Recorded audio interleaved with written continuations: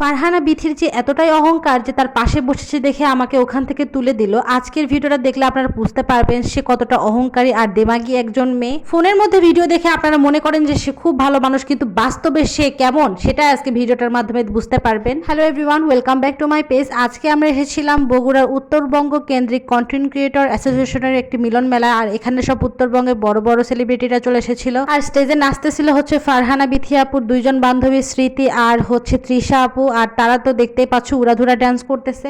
আর সেই ডান্সের সাথে ভিডিও করব না আমিও ডান্স করব এটাই বুঝতে পারছিলাম না। আর সত্যি কথা বলতে এত সুন্দর করে তারা ডান্স করছিল, তাদেরকে দেখে অনেক ভালো লাগছিল।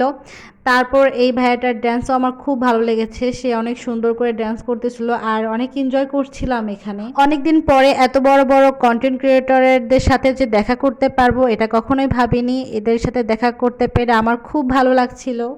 নাচ দেখা শেষ হওয়ার পরে চলে গিয়েছিলাম হচ্ছে বিথি আপুর সাথে দেখা করতে। আর বিথি আপুকে দেখে পুরা ডলের মতো লাগতেছিল।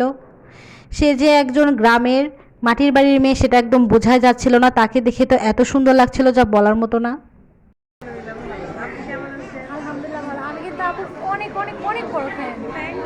ভিডিওর মধ্যে ফারহানা বিথি আপু যেরকমই হোক না কেন, বাস্তবে ফারহানা বিথি আপু যে এতটা ফ্রি আর এতটা যে ভালো মানুষ এটা আসলে বলার বাহিরে। তার সাথে কথা বলার পর বুঝতে পারলাম যে সে আসলে একজন খুব ভালো মনের মানুষ। সবাই ওয়ার্ল্ড ফেসবুক পেজে ফলো দিবেন এন্ড পাশে থাকবেন, আপুকে বেশি বেশি ভিডিও করার উৎসাহ দেবেন। আপুর সাথে কথা বলছিলাম, মনে হচ্ছিল যে তার সাথে আজকে আমার ফার্স্ট কথা হচ্ছে। সে এতটাই ফ্রি মাইন্ডেড, তার সাথে আমার অনেকক্ষণ ধরে কথা হচ্ছিল, আমরা গল্প করছিলাম একসাথে। এখন আপনারা অনেকেই বলবেন যে ফারহানা বিথি আপুর নামে এরকম নেগেটিভ ইন্ট্রো কেন দিলাম। আসলে আপনারা সবাই এরকম নেগেটিভ ইন্ট্রোওয়ালা ভিডিও দেখতে বেশি পছন্দ করেন, যার কারণে আমি একটু নেগেটিভভাবেই বলার চেষ্টা করলাম। বাট অরিজিনালি সে অনেক ভালো মনের মানুষ। আপুর পেজ আমার তো পেজের নাম্বার তো আপুকে সবাই বেশি বেশি ফলো করবেন, লাইক দিবেন আর কি শেয়ার করবে। আপনার বাসা বগুড়া দেই, আপনার কাছে আপনার শহর কেমন লাগে? খুবই ভালো লাগে আমার কাছে, আমারও প্রিয়। আচ্ছা আপু, ভালো ভিডিও বানান। কথা শেষ হয়ে যাওয়ার পরে তৃষাপুর কাছে চলে আসলাম আর তার ডায়লগটা শোনার জন্য।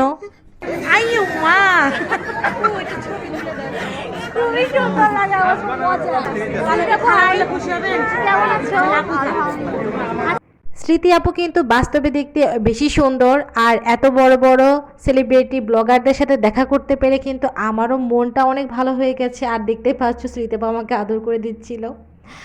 তারপর আমরা চলে যাই হচ্ছে খাওয়ার এখানে। আর এখানে সরোয়ার, সাদিয়া ভাইয়া সবাই মিলে একসাথে খাইতে বসছে। আর হচ্ছে আমরাও এখন খেতে বসবো। আর সত্যি কথা বলতে আজকের অনুষ্ঠানে এসে সত্যি অনেক ভালো লাগছিল, কারণ সবাইকে অনেক দেখেছি বাট বাস্তবে দেখা হয় সবসময় শুধু ফোনেই দেখেছি। আজকে সামনাসামনি দেখতে পেরে অনেক ভালো লাগছিল। দেন আমরা খাইতে চলে আসি।